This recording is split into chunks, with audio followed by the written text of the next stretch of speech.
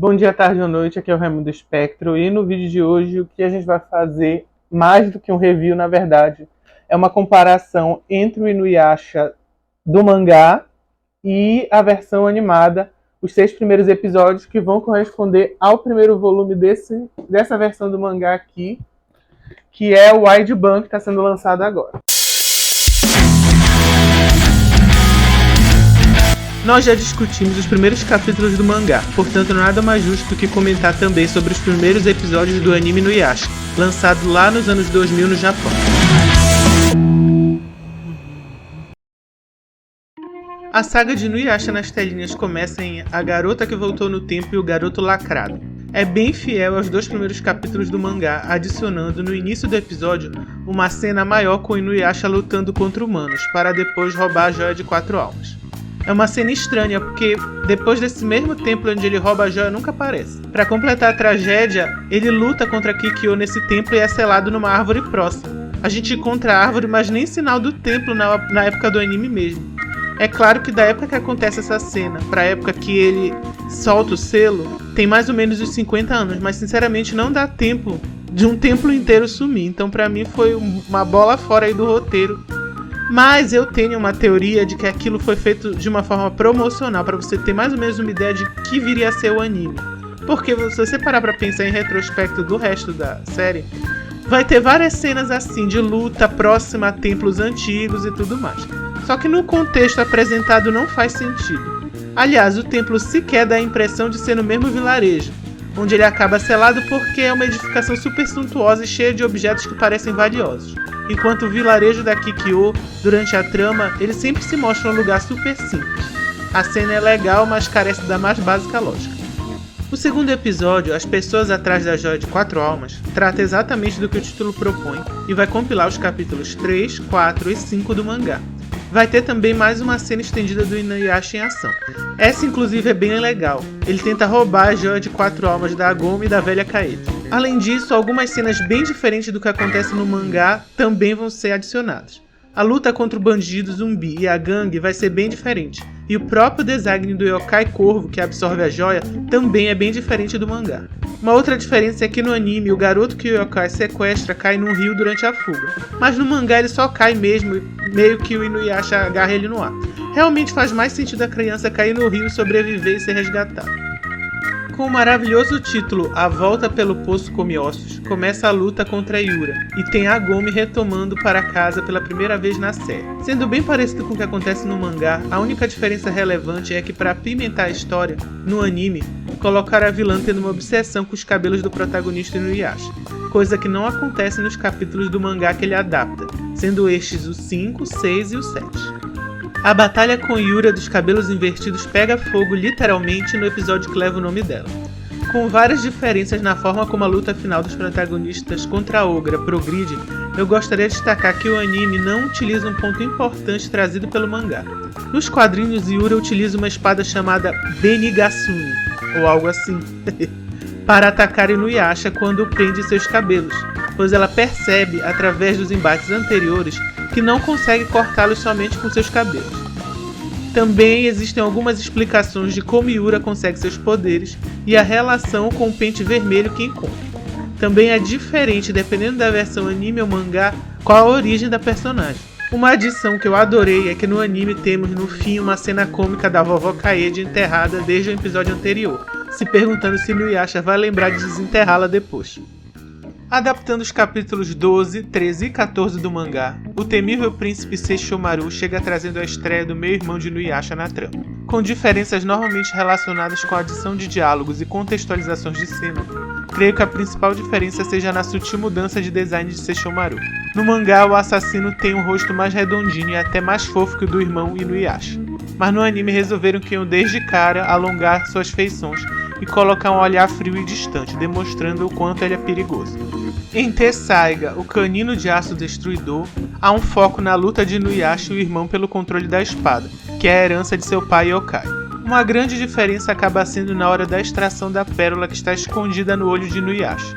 Enquanto no mangá Sesshomaru violentamente fura o olho do irmão para retirar a joia, No anime ele usa um feixe de luz à distância, deixando a cena bem menos violenta. Uma adição do anime é uma cena da mãe da Kagome, lá no Japão moderno, preocupada com a filha, fazendo um paralelo com a falsa mãe que ataca Inuyasha no episódio.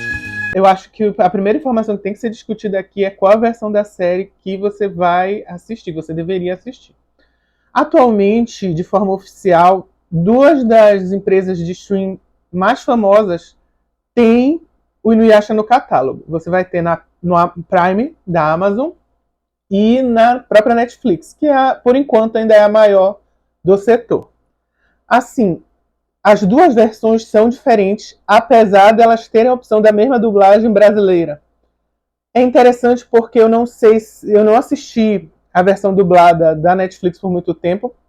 Eu preferi a versão legendada, mas eu realmente não sei se eles redublaram ou se eles conseguiram os direitos da dublagem. Porque o que acontece? Você tem os direitos de transmissão do material, que pode vir direto do Japão, mas muitas vezes, e nesse caso do Inuyasha, as 2 vezes, foram através de subsidiárias em outros países que tinham direito e aí repassavam os direitos para quem queria comprar. E você tem o direito da dublagem, que é um outro. A mesma forma, a música, quando ela é feita uma versão brasileira, também é uma outro direito. Então você tem aqui 3 coisas, não são vendidas em pacote. É por isso que vão ficando tão diferentes.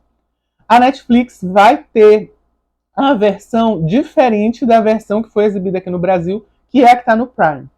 Eu pessoalmente assisti o início no Prime e depois, quando começou no Netflix, eu passei para a Netflix, porque a versão da Netflix, e isso o primeiro episódio você vê, já vai deixar bem claro, é a versão mais moderna que veio e ela praticamente não tem censura assim visual, que acontece bastante na obra original.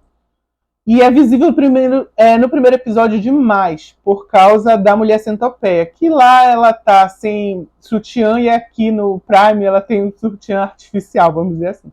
Foi desenhado depois. Quem já é da época lá de quando começou a passar desenho animado japonês no Brasil, pós Cavaleiros do Zodíaco e um pouquinho pós Pokémon, vai lembrar de quando One Piece e Naruto tinham personagens que fumavam e aí eles substituíam, desenhavam por pirulito. Então, essa é a versão do Prime, que fazia essas censuras aí para poder passar em TV aberta e tudo mais. Então, eu sugiro que você assista do Netflix. Outra coisa, como eu disse, superior na versão do Netflix, sei lá, é que ele tem a versão original, o áudio original, legendado.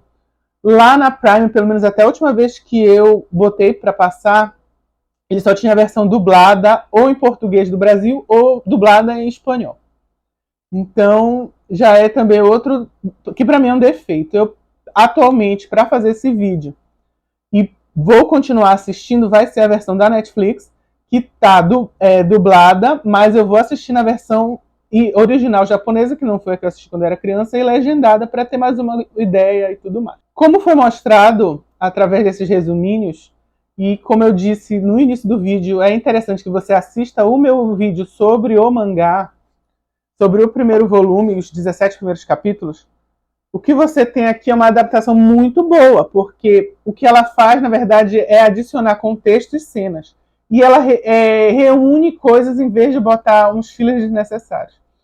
Eu já vi adaptações que às vezes o capítulo é pequeno, mas eles querem que o capítulo corresponda a um episódio inteiro.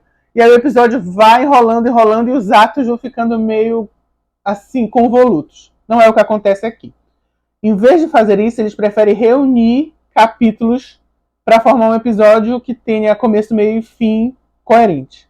Então vão ter episódios que vão reunir 2 capítulos, episódios que vão reunir 3 e sucessivamente. Dando o total desses 6 episódios. Eu achei que foi uma ideia muito boa. Eu acho que não teve uma diferença que eu realmente achei ruim no anime, com exceção de alguns momentos da luta da Yura dos cabelos invertidos, que no mangá tá melhor. Principalmente em relação a algumas contextualizações, como, por exemplo, o fato dela, de onde vem os poderes dela no mangá é explicado melhor. O fato de porque ela tem uma espada no mangá é explicado melhor também. No anime eles não dão tanto esse foco. No anime também eles dão um novo poder pro Sesshomaru. Eu não sei se chega a aparecer no mangá em algum momento, mas ele tem esse lance de um chicote que parece um raio laser que ele faz assim do dedo e tal. de luz, chicote de luz. E ele usa bastante isso no anime, nesse coisa, e no mangá eu não lembro muito dele usando, não. Inclusive, você tem essa cena que eu também citei, dele tirando a pérola do olho do Inuyasha direto. Que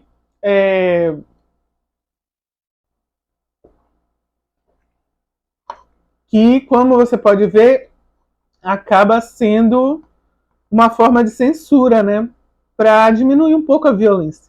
É bom lembrar que o foco daqui é infanto-juvenil, adolescentes mais ou menos de 14, 13 anos. Então é normal que algumas das coisas que estão no mangá, quando chega na televisão, eles percebam que não é tão interessante mostrar.